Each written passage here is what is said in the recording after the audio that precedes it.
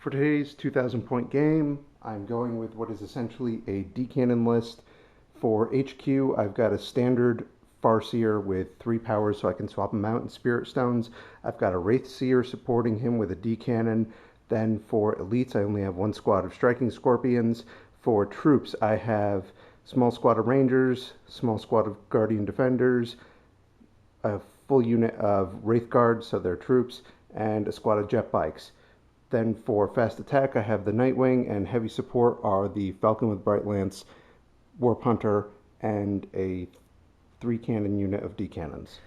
Alright, for today's game, our second game of 6th edition, we're doing another 2,000 point list, as Dan may have mentioned. I did some changes to what I did last time, but still a similar theme, more soft bodies though. I still have an Autarch and Farseer in my HQ slots. I dropped Asserman. He didn't work out so well. And in my troops, I've got a 10-man squad of Wraithguard with a Spirit Seer and Conceal, a 10-man squad of Dire Avengers with an Exarch with Power Weapon and Shimmer Shield, and I've got a 13-strong unit of Storm Guardians with a Warlock with Enhance, and a 5-strong squad of Rangers. In my fast attack, I've got a 5-strong squad of Warp Spiders with an Exarch and a Nightwing. In my heavy support, I've got 2 Wraith Lords and a Night Spinner. I usually don't bring elites actually, so I completely forgot about that, but I've got an 8-man squad of Howling Banshees with an Exarch and a 5-strong squad of Wraithguard. Here we are at the top of turn 1. Dan's going to kick off. We just deployed our forces. I've got my Wraith wall set up. Only one Wraithguard squad at 10 this time out in front. And I've got my soft bodies stuck behind it.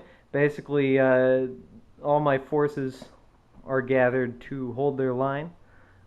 Behind the line, I've got a Night Spinner that's ready to start barraging at the bottom of turn 1.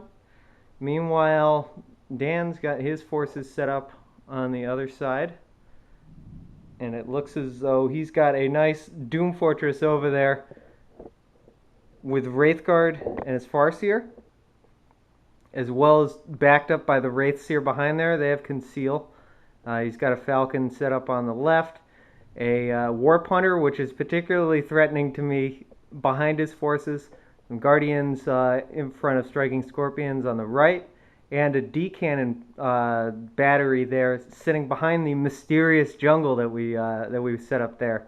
They're ready to barrage me, and you may not be able to see them, but there's a squad of Rangers inside the jungle there. My Rangers are set up conservatively behind my forces, however.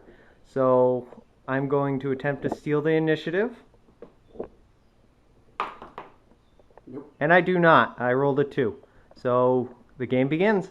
Top of turn 1, all I did was reshuffle my forces a little bit, spread things out. I managed to take out 3 Wraith Guard with combined fire from the Rangers and from the Warp Hunter, and I managed to put a wound on the Wraithseer.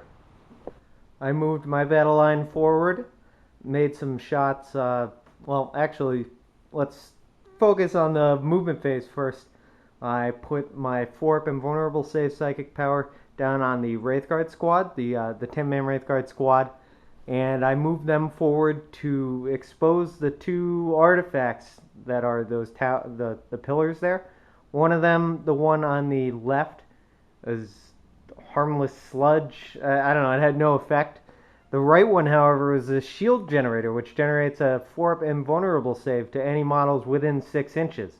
So that was extremely beneficial for me. Unfortunately, I'm not sure about the merits of putting the psychic power on the Wraithguard squad now. In the meantime, in the shooting phase, I put my Night Spinner's template down on the Wraithguard squad. I managed to inflict a couple of casualties, and they're all entangled now. everything else moved forward. I took out a couple of his Pathfinders with my Dire Avengers shooting from just about max range, and I inflicted a wound on one of the guns in the D-cannon battery. Beyond that, it was about as effective as Dan's first turn was, and I have a feeling a lot more is going to happen in turn 2. Top of turn 2, I managed to kill off another bodyguard from the Farseer. I put another wound on the Sword Lord thanks to a scattered shot from my Warp Hunter. I managed to pin the Dire Avengers with damage from D-cannons, and I managed to take away a hull point on the Night Spinner with shooting from the Falcon. Other than that, I put Feel No Pain on my Wraith Guard here, and my jet bikes came on as reserves. They did a couple casualties to the Banshees, and that's about it so far. Bottom of turn 2, once again I moved forward with my Wraith Guard unit and my supporting units backing them up. My Banshees went over to the left flank to chase down those jet bikers that were withdrawing. However, they didn't make the charge. On the other hand, my Autark deep struck in there. He took out one of them with his Shuriken catapult. On the other side of the battlefield, on the corner of the right flank, my Warp Spiders deep struck in behind the Falcon, and they destroyed it with 3 glances. They got 2 pens as well, but those were saved by the Jinx save. My Night Spinner missed with its large blast template. As Dan pointed out, he can't remember the last time that's happened. And I whittled down the Pathfinders in the jungle down to just 1 model. They remain steadfast, though, the remaining 1. Beyond that, I destroyed one of the D-cannon guns, and that is the conclusion of my turn. What happened this turn? Nothing. I managed to kill a couple Wraith Guard, and that's pretty much it. The Nightwing came on. It, for the most part, failed to hit the Night Spinner. The couple shots that did hit didn't do anything. The jet bikes actually put quite a few wounds against the Autark, but he passed all but 1 armor save. He passed all the splat armor saves, which were the important ones. And that's pretty much that for him. So that really sucked really hard. And yeah, I was not happy this turn with the way my army performed. All right, bottom of turn 3, my Wraith Guard reconsolidated in the middle and took out 1 more of his gun batteries, so he only has 1 D-cannon left. My Autark moved up next to the retreating jet bikes, and my other forces moved up. My Nightwing came on to counter his Nightwing, inflicted a glancing hit with one of the Shuriken cannons. No, it was a penetrating hit with my Nightwing, and I took out one of the Bright Lances. You're correct. Anyway, in the assault phase, my Banshees didn't make it again, unsurprisingly, but my Autark was right next to them, charged. He used his Overwatch fire, managed to hit with... That was basically ballistic skill 4 odds of... he hit with most of his Shuriken, all but one of your Shuriken catapult fires, and he hit with a Shuriken cannon fire. On the Shuriken cannon, I failed the 3-up armor save, and he splatted my Autark. So that tied up the game in terms of victory points, and onwards into turn 4. This turn was ultimately a vast improvement over the last turn. I started moving what's left of the artillery back. I moved the Lone Ranger back. I moved my Wraith Guard over to start threatening the Guardians and Warp Spider. My Nightwing managed to put 2 hull points worth of damage on the other Nightwing. I blew off one of his Bright Lances, just like he blew off one of mine. And You blew off a Shuriken. Oh, a Shuriken cannon. Yeah. Thank you. And the jet bikes managed to thin out the Banshees a little bit. They didn't run away as much as I'd like, but they still put a little extra distance in there. So it's not a sure thing for Clay, but he's probably going to make it this time and kill off that unit. And that's pretty much where we stand right now. Okay, bottom of turn 4. My flank attacks met the enemy My Banshees finally charged the jet bikes on the left flank. However, they were just in range to charge on my roll, and he did Overwatch, wiped out a couple guys, prevented them from making the charge. However, my Wraith Lord also charged in and killed a couple guys and forced them to flee off the table. So that earned me a victory point. On the other side, my Storm Guardians and Warp Spiders moved in to attack his Wraithguard squad. Uh, I did fairly well on shooting, wiped out a couple guys, but I did too well on my charge. I rolled with the Storm Guardians first, and I rolled a 12. First 12-inch charge range I've seen, and it completely sealed off the Warp Spiders from going in. I attempted to charge anyways, and didn't make it because that was through it would have been through difficult terrain as well. Meanwhile, I inflicted another hull point of damage on the Warp Hunter, and it cannot shoot next turn. My Farseer joined up with the Dire Avengers, and my Night Spinner completely whiffed again. So things are starting to speed up now, and we'll see what happens in turn 5. For turn 5, I attempted to cast Feel No Pain on my Wraithguard again with the Wraithseer. He's down to 1 wound. All of his wounds, one of them came from the Night Spinner, thanks to the dangerous terrain. The other 2 both came from Runes of Warding. So he's down to 1. However, my Wraithguard did take out the Warp Spiders along with the combined fire from the Wraithseer. Everything else just sort of shifted around, moved around a bit, and the Nightwing flew off the table. If there's a turn 6, it will be re-entering.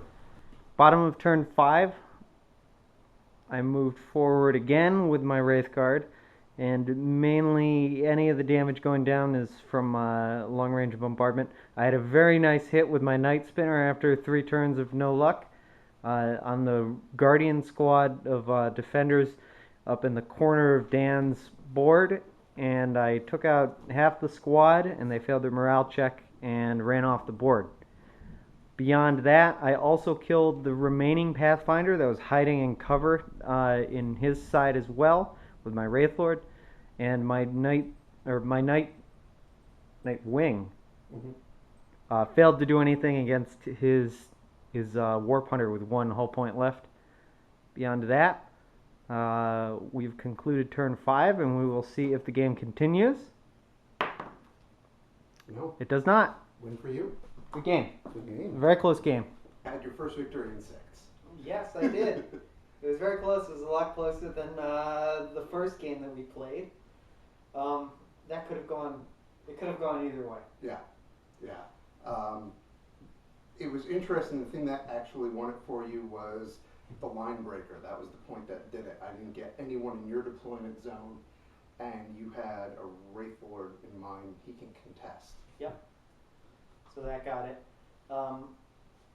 This is also one of the first games that I've played in a while where there was actually a line of battle for the most part. Yeah. The games we usually play, it's just all over the place, and Yep. there's no telling who will end up where. This was a lot more tactical in how we moved. I think in everything. You rolled my flank over here. I rolled your flank over there. Yeah. And that's what it came down to. Although to be fair, both of us did use very weak flank attacks. We did. Yeah, we didn't put any real pressure in that. It was more, I just kept retreating my line and you slowly moved forward in the middle. Yeah. And then we both had these little dainty, harassing. Yeah, faces. yeah. Calling them that is generous, probably. Well, your jet bike squad again paid for itself basically. They got me my first victory point, and they actually got me my first 2. Yeah. Because they killed the Autark, who was your warlord, and that got me the 2 for this. And that's actually, I just, even though the score was only 2-0 for a lot of the game, I felt like I was so far behind. Really? Yeah, because I kept trying. You had a Farseer with 5 Wraithguard. They had no Spirit Seer, so they didn't have Conceal. and I kept shooting everything I had at them, and it just kept scattering away. So I couldn't clear that unit, and I was just like, it's the smallest unit he has. I just want a kill point. Yeah. You know. So it was just driving me nuts that I couldn't kill those guys over like 3 turns. Wow.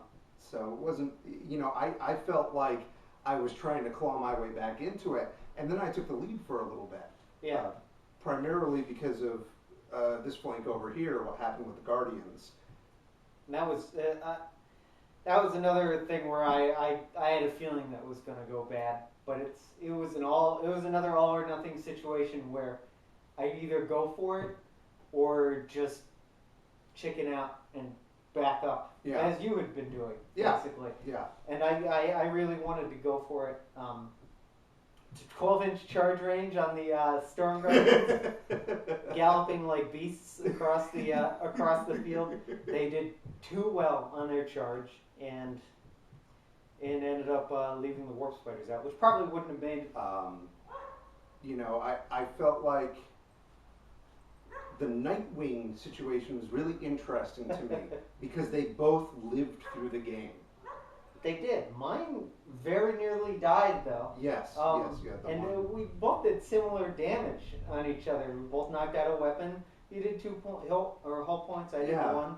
But all that was caused by the Nightwing shooting each other for 1 turn and another. Yes, essentially they just kind of had a moment where they were dogfighting, and then the way his plane moved, mine couldn't really do anything except overtake it. Like I couldn't shoot at him in the next turn, so I just went off the table in hopes of a turn 6 where I could come back on, and at that point I think it would have gotten to do some damage. But oh yeah, I had a number of low units that you could have gotten a kill point off of. Yeah. The Wraith Lord had 1 wound left. I put a 4 Binvuln on it, but that's no guarantee for any survival. Yeah. My Night Spinner was down a hull point, down to 2, and I had 2 Banshees left in that squad. Yeah. So in the long run, I could have taken out you had the Wraith Seer and the.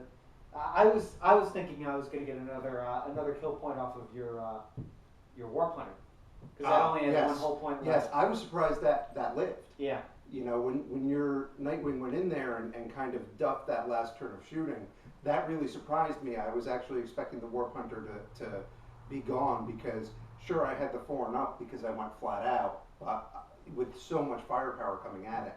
And much like my first turn with the Nightwing, you missed both Brightland shots just like I did in my first time. That's true, yeah. And that, I think, makes a big difference with what the Nightwing does. Yeah. Because those suckers will penetrate, especially if you get something like another flyer that you're shooting at. Oh yeah, that thing's going to do well against not just taking down flyers in a turn, but harassing them, keeping them off their target, that sort of thing. Yeah. That's going to be pretty crucial for us.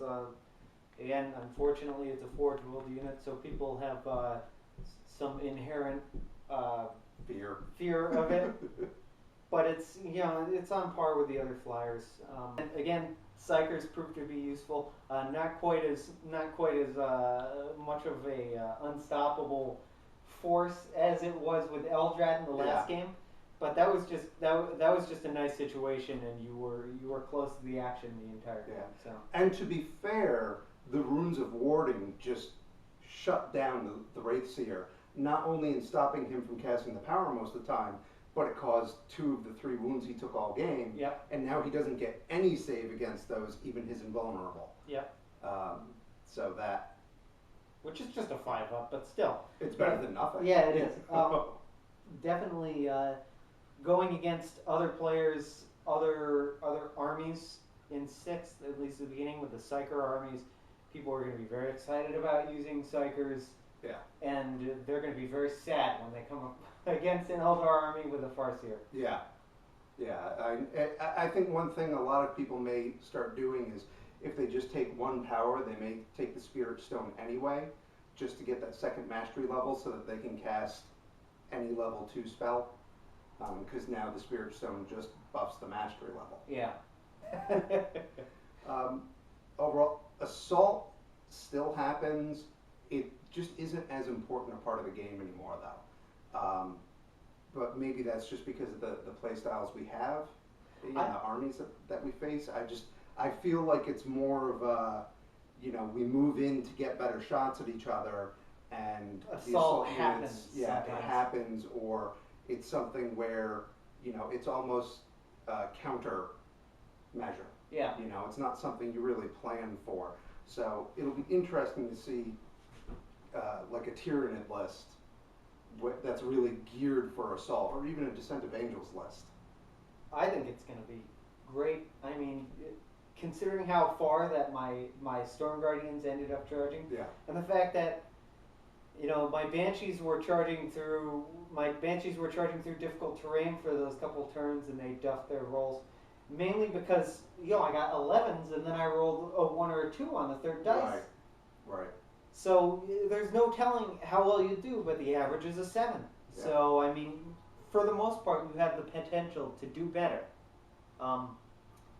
Whether or not that's important, I don't know, because we don't have primarily assault armies.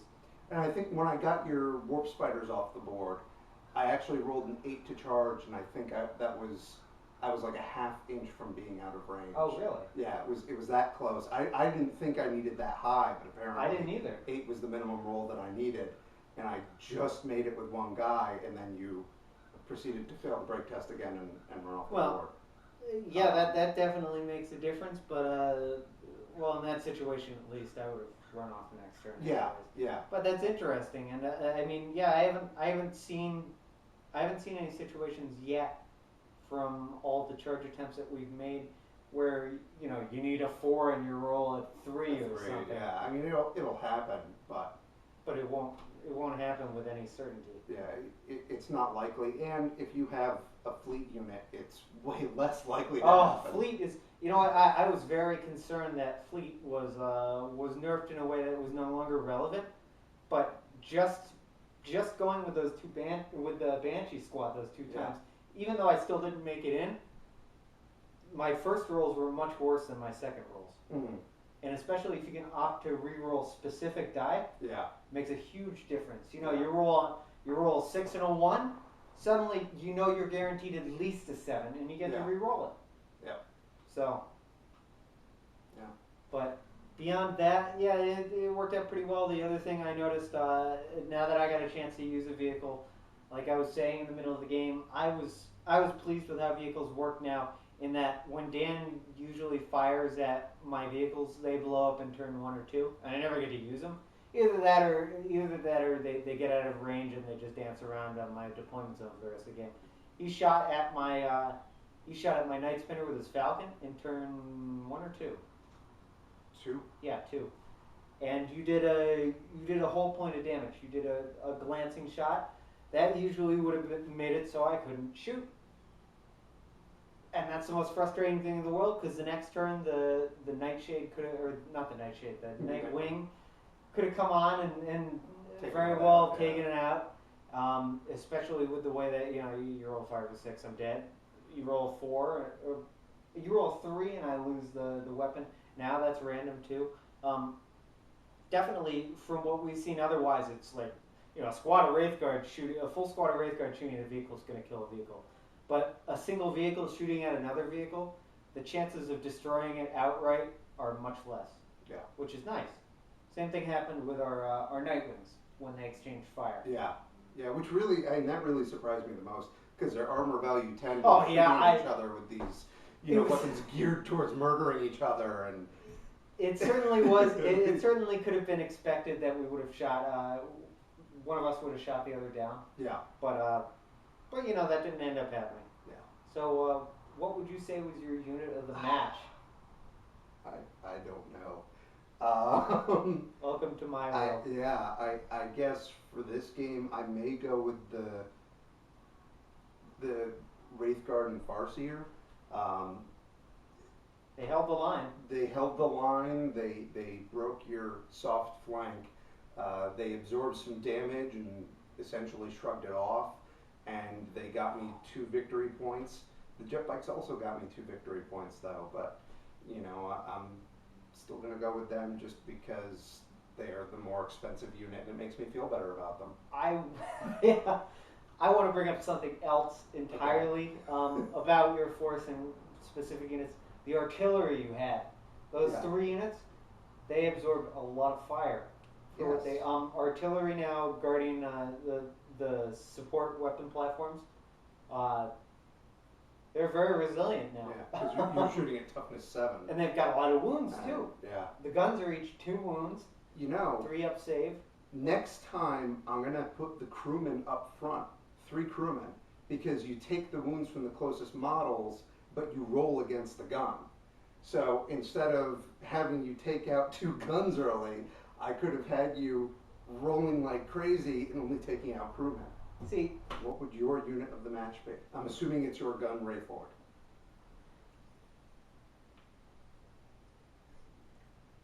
you know what? I would say probably yeah, because it took out the Pathfinder. That's all it took out. It took out no. The It gun Rayford? no. It took out the jet bikes. Oh, in combat. That's Yeah. right. Okay. It did take out the Pathfinder though. Yeah. I would Okay, say the it winning did. point. It did get the clutch shots when needed. Its scattered lasers were for the most part onward, even if its Eldar missile launcher wasn't. I don't think it actually hit. No, it hit once, but it Yeah. failed to hurt the It Warp was Hunter. it was having a hard time shooting at the Warp Hunter. Yeah. But when it switched targets, it did pretty well. Yeah. So I was pretty pleased.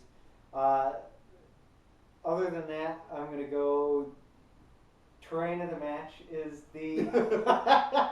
The Archeo. Yeah, Arcane thing. one of the 2 artifacts that we put down ended up being a shield generator. Both the artifacts were on my side of the board. One turned out to be nothing, but slime or something like that.